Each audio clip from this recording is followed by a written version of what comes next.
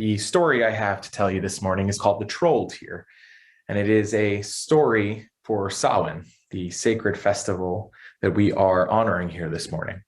It is written by DJ Conway. I hope you enjoyed it. The night was very dark, and there was a full moon hanging in the cloud-filled sky above. The air was crisp, with a feel of late autumn, and the doorway between the worlds was wide open. Carved pumpkins sat on the porches of the houses in the little town, and the laughter of children dressed in costumes could be heard all over the streets. But it was a sad time for Beth as she climbed the little hill behind her house. In her arms was her friend and cat, Smokey, carefully wrapped in his favorite blanket. A little grave had already been dug on the hill, waiting, for Smokey had died earlier that day. "Do you want me to go with you?" Beth's father had asked. "No, I want to go by myself," she answered. "I dug his grave beside McDougal's at the top of the hill." Beth clearly remembered when their dog, McDougal, had died after being hit by a car. Beth stopped at the top of the hill and knelt beside the little grave. She carefully laid Smokey's blanket-wrapped form into the earth and then covered it with dirt, laying several large rocks on top. And then she cried. "Oh, Smokey, I miss you so much." Beth looked up at the moon, tears streaming down her cheek. "Why did you die?" "It was his time to rejoin the mother," said a deep, gentle voice in the darkness. "Who said that?" Beth looked around but saw no one. "Dying is a part of the cycle of life, you know." And one of the boulders on the hill stirred into life. "Who are you?" The moonlight shone down on the little woman, and Beth could see that she was not human. "I am a troll life," said the creature as she came to sit across from Beth. "This is a sad night for us both, girl. I, too, came to this hill to bury a friend." And the troll wife wiped a crystal tear from her cheek. "The squirrel was very old, but still it makes me sad." Beth stared at the troll wife. The little woman was the color of rock in moonlight and had hair like strands of moss. Her eyes were like shining crystals, and she wore a dress woven of oak leaves and tree bark. "The squirrel and I lived together for a long time," the troll wife said. "We often talked to your cat when he was hunting here on the hill. Smokey and I were friends. I shall miss him too." The little girl stared in astonishment as the little woman patted Smokey's grave gently. "Sleep well, little friend. When you are rested, we shall talk again soon." But he's dead," Beth said, her voice still choked with tears. "Oh, child, this is Samhain. Don't you know the ancient secrets of the sacred time of the year?" The troll wife motioned for Beth to come sit beside her. "It is true that our friends have gone into a world where we can no longer physically touch them. But the mother has given us other ways of communicating with them. We can do this anytime. But the time of Samhain, that is the easiest." I don't understand how this can be done," Beth said, or why Samhain makes it easier." "Well, at this time of year," the troll wife answered, "the walls between the world and the world of the souls and spirits are very thin. And if we're quiet and we listen, we can hear our loved ones and they can hear us. We talk not with spoken words, but with the heart and our minds." Isn't that just imagination?" Beth looked down at Smokey's grave, tears once more coming to her eyes. "Like, My thinking I can feel McDougal get up onto my bed at night like he used to. Well, sometimes it is, but mostly it's not our imagination. Only our friends come to see us in their spirit bodies. The troll wife reached her hand up and patted something Beth couldn't see on her shoulder. Like my friend the raven. He is here now. Beth looked hard, and she saw a thin form of hazy moonlight on the troll wife's shoulder. I've seen something like that at the foot of my bed where McDougal used to sleep, she whispered. I thought I was dreaming. She jumped as something nudged her arm, but when she looked, nothing was there. The troll wife smiled. Close your eyes and think of McDougal, she said. He has been waiting a long time for you to see him. Beth closed her eyes, and at once the form of her little dog came into her mind, and his tail wagging with happiness, she felt a wave of love come from him, and she sent love straight back. And then she felt the dog lie down against her leg. Can I do this with Smokey? Beth asked. Not yet, the troll wife answered. He needs to sleep a while and rest. Then he will come to you. This gives Smokey time to adjust to his new world, and you time to grieve for him. It's not wrong to grieve, but we must not grieve forever. I never thought of it that way, Beth said. It's kind of like they moved away and we can only talk to them on the phone.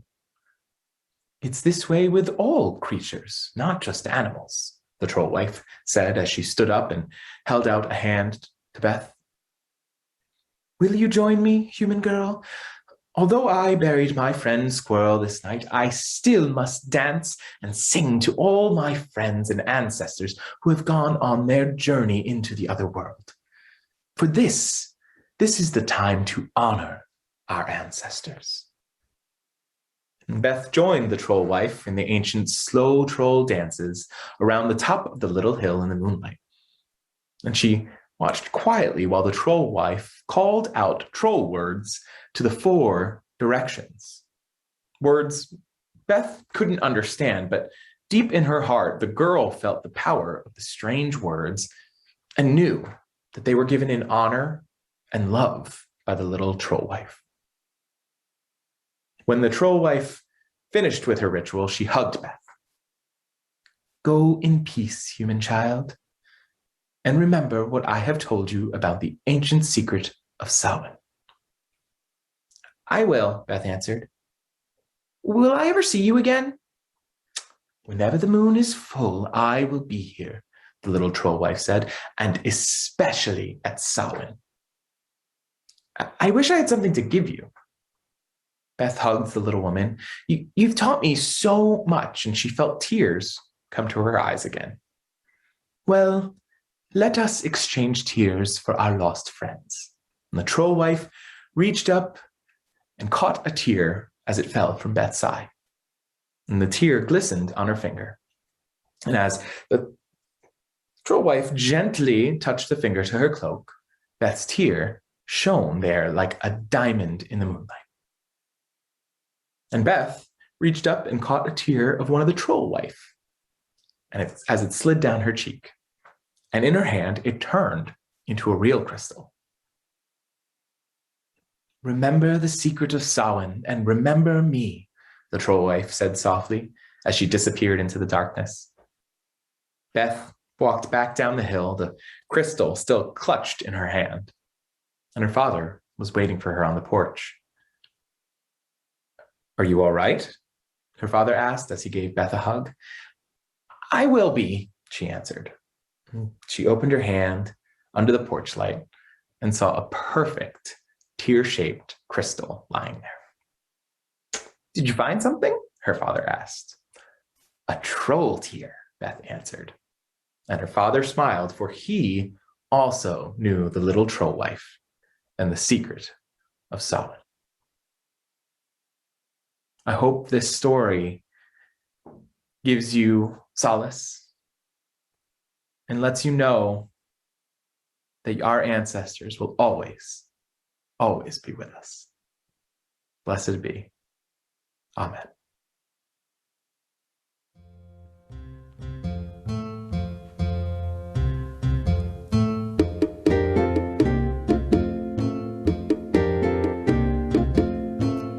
Listen more often to things than to beings. Listen more often to things than to beings. 'Tis the ancestors' breath when the fire's voice is heard. 'Tis the ancestors' breath in the voice of the waters.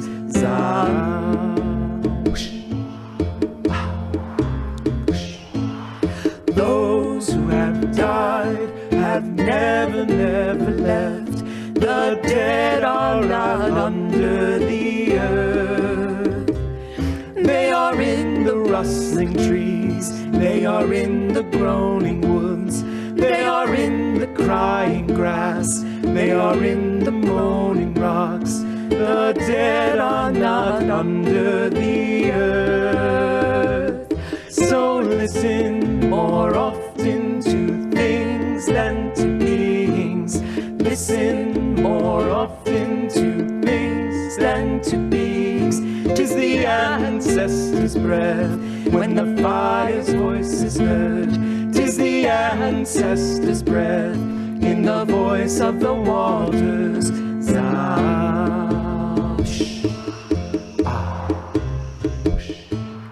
Those who have died have never, never left. The dead have a pact with the living. They are in the woman's breast. They are in the wailing child. They are in us in our homes. They are with us in this crowd. The dead have a pact with the living. So listen more often to things than to beings. Listen more often to things than to beings. 'Tis the ancestors' breath when the fire's voice is heard. 'Tis the ancestors' breath in the voice of the waters.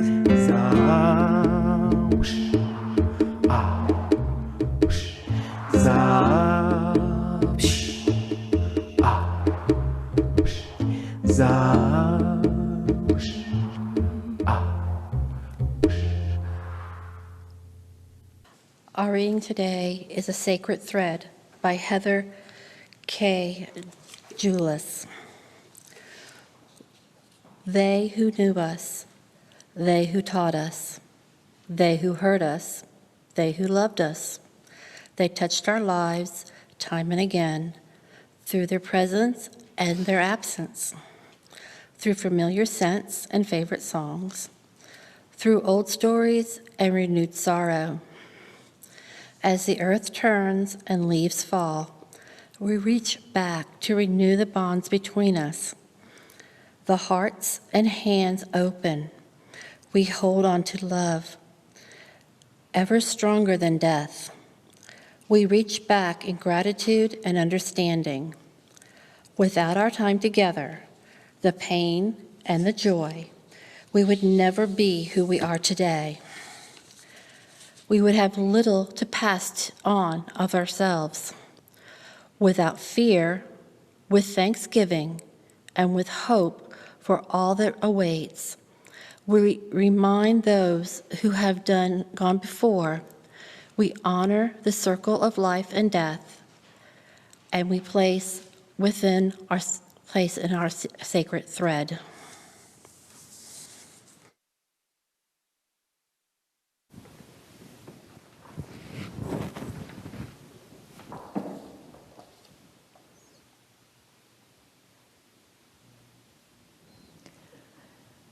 When I was in elementary school, I served as a safety patrol. It was kind of a big deal. You got to wear a cool day-glow orange belt and a badge, and I got to help kids cross at intersections, along with adult crossing guards at some of the bigger roads. And generally, I got to feel pretty important. By the 6th grade, my friend Denise and I had worked our way up to having our choice of postings. And we chose to work at the front door of the school, where the kids got on and off the buses, helping to line everyone up and making sure that no one got hurt. One of our duties was to raise the flag every morning and take it down and fold it every night. The school's flagpole was on a small grassy hill across the driveway from the front doors. And one afternoon at the end of the day, when we went to that hill to take the flag down, we noticed the body of a dead squirrel nearby. Ew! We squealed with an exuberant mixture of repulsion and delight. The squirrel seemed to have been peaceful enough in its passing, and the next day we checked on the squirrel again, and the next day, and the next. Our squeamishness was quickly replaced with keen interest. Over the course of several weeks and months, we watched the gradual decomposition of the small animal. We watched it return to the earth. By the time the school year had ended and it was time for us to move on to middle school, all that was left of the squirrel was a small scattering of bones. There are many ways in our various cultures that we talk about, or often don't talk about, death. And in modern American culture, death has in many ways become an industry, something that feels remote or strange or separate from our living selves. I'm not sure I've ever talked about that little dead squirrel from so long ago before, at least not publicly. But that animal was a great teacher to me. Every day, my friend and I watched the slow and steady changes that the small body went through, saw how it became food for other creatures, saw how it became soil. Today, with a celebration of the festival of Samhain, we honor one of the 6 sources of our living tradition of Unitarian Universalism, the spiritual teachings of earth-centered traditions which celebrate the sacred circle of life and instruct us to live in harmony with the rhythms of nature. This time of year is sacred to many peoples and cultures in the Northern Hemisphere. The days are steadily growing shorter and the nights are growing longer.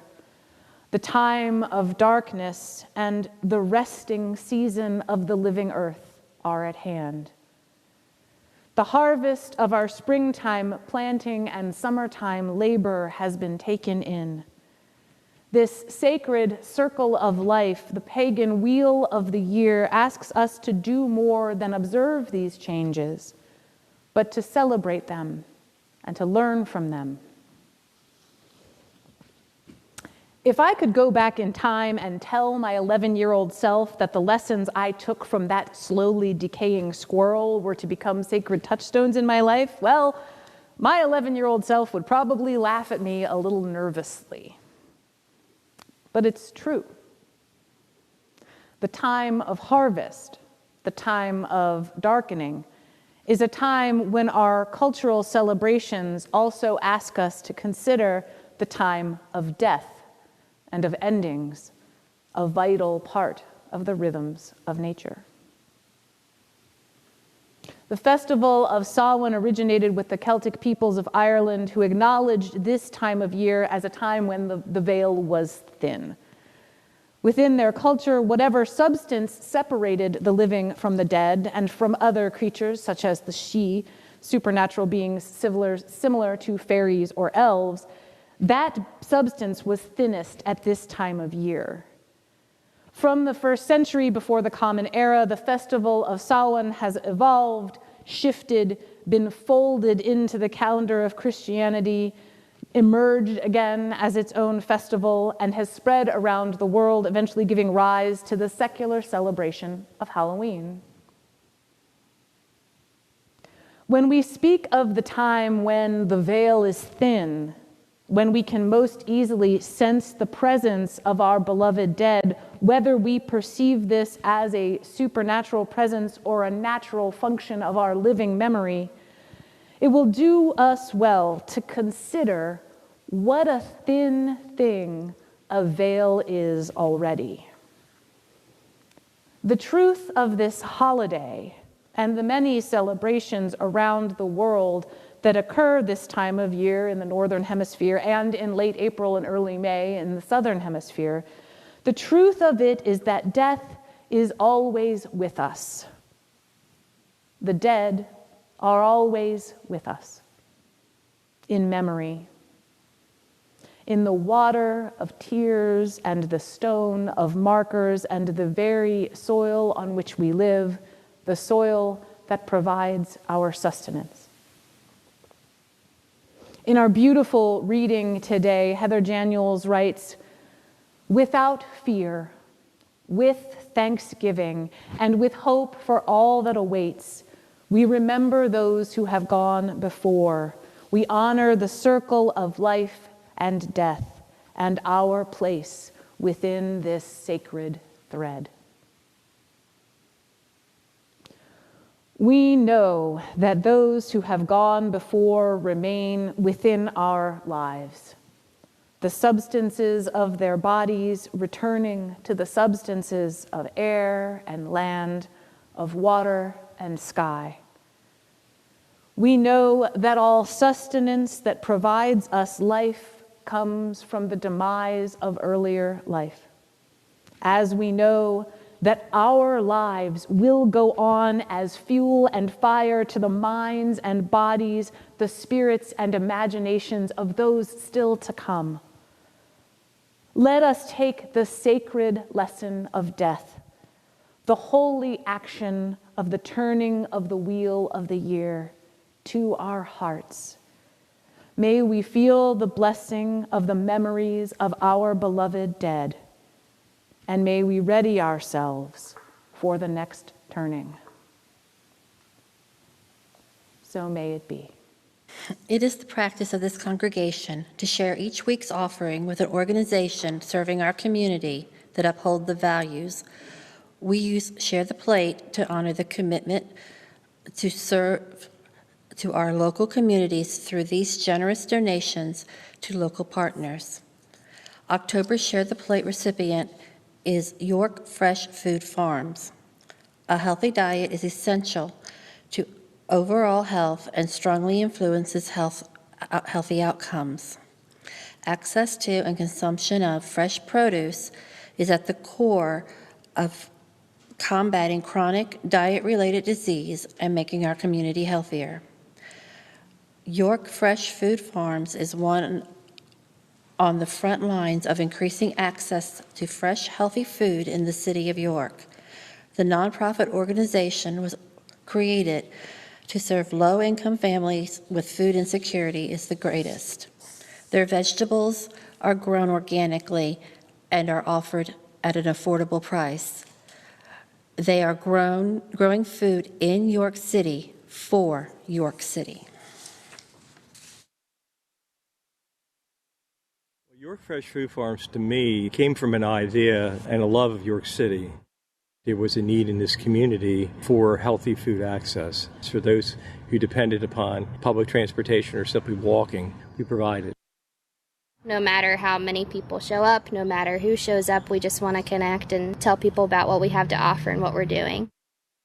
For me, it's a missional thing. I love people. We love what we do, and we want to do more of it. We love York City.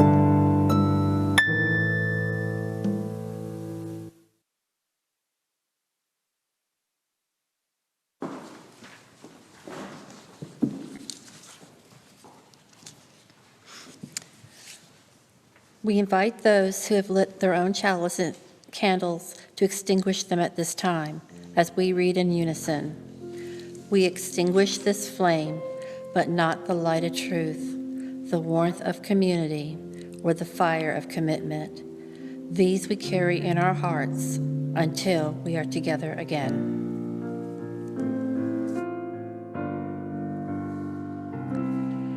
We extinguish the chalice here, so that it might glow gently in our hearts.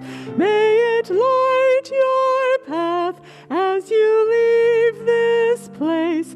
May it guide your way until we are together again.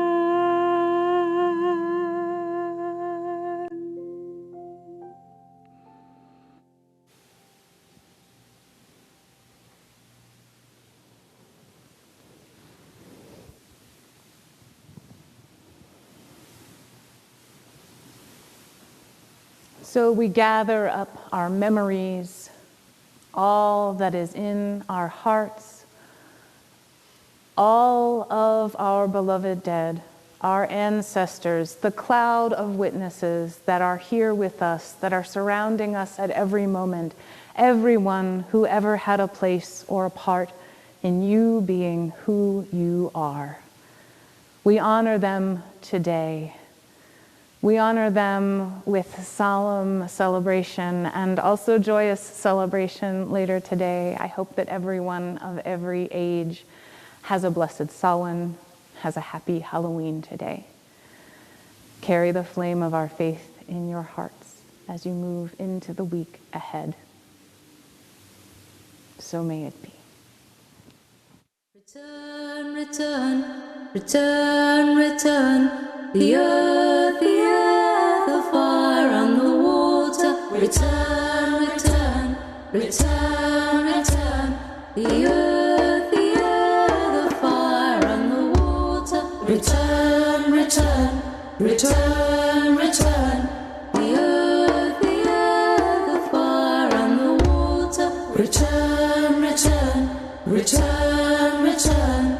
The earth, the air, the fire, and the water. Return, return, return, return. The earth, the air, the fire, and the water. Return, return, return, return. The earth, the air, the fire, and the water. Return, return, return, return. The earth, the air, the fire, and the water. Return, return, return, return. The earth, the air, the fire, and the water. Return, return, return, return. The earth, the air, the fire, and the water. Return, return, return, return. The earth, the air, the fire, and the water. Return, return, return.